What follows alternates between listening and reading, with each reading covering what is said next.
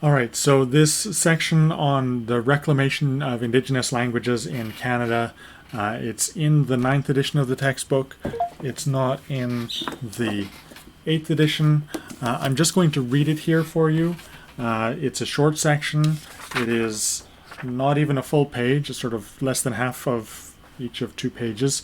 I understand this to be a fair use way of drawing on material. I will ask that this video is unlisted on YouTube. I will ask that you don't distribute the link widely, just to stay not only within the letter but also within the spirit of the copyright rules, the fair use rules. So here we go. I'll try not to editorialize too much as I read. It's section 9.1.4. It comes right after the section on the decline of Indigenous languages. It is remarkable that in spite of the difficulties confronting them, certain Indigenous languages in Canada remain relatively healthy. For instance, speakers of Dene Sultine abound in parts of Saskatchewan, 9,065. 9 out of every 10 people who have grown up speaking this Dene Athabascan language continue to use it regularly at home. It therefore continues to be acquired by children as a first language in many northern communities, such as Fond du Lac, Black Lake, and La Loche. A similar situation holds in Quebec among speakers of Inuktitut, 12,250, Inuaimun, 9,770, and Atikamekw, 6,600. Children raised in homes with these Inuit and Algonquin languages all but guarantee the continued existence of their Indigenous linguistic heritage. In the 2016 census, 228,765 people reported speaking an Indigenous language at home. Interestingly, a large number of them reported having acquired the Indigenous language as a second or third language after English or French.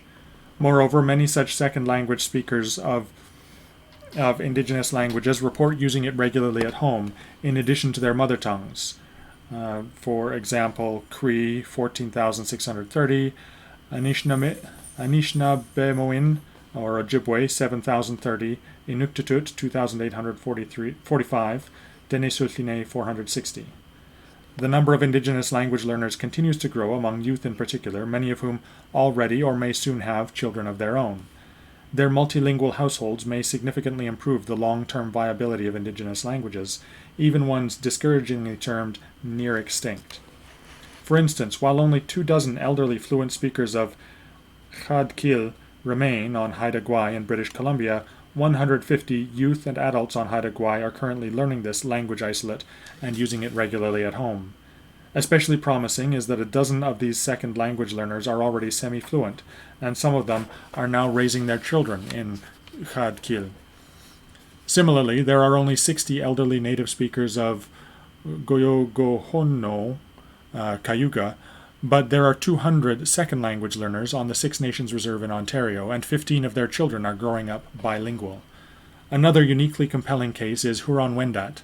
Its last mother tongue speakers in Canada passed away a century ago, but dozens of new speakers, a few of whom claim fluency, were created anew in Wendake, Quebec, as part of a $1 million per year project called Yawenda, Voice, which ran from 2007 to 2013. It can be very difficult to learn a new language and to find opportunities to use it regularly after childhood. Indigenous youth and adults who take up this challenge often ascribe their drive to a sense of duty, honor, and pride. Most describe their heritage tongue as a sacred trust, their forebears' will and testament of cultural and historical survival. Moreover, many regard their ancestral languages as essential to forming healthy identities and relationships, and to their social, physical, and spiritual health. There is indeed increasing evidence that Indigenous language use correlates with physical and mental well-being. This correlation bodes well for Indigenous peoples and their languages as they continue to recover from historical, political, economic, social, and cultural upheavals. Right, that's the end of that section. I should say I probably mispronounced one or two of those language names, and I can only say I look forward to learning more. That's all for this video.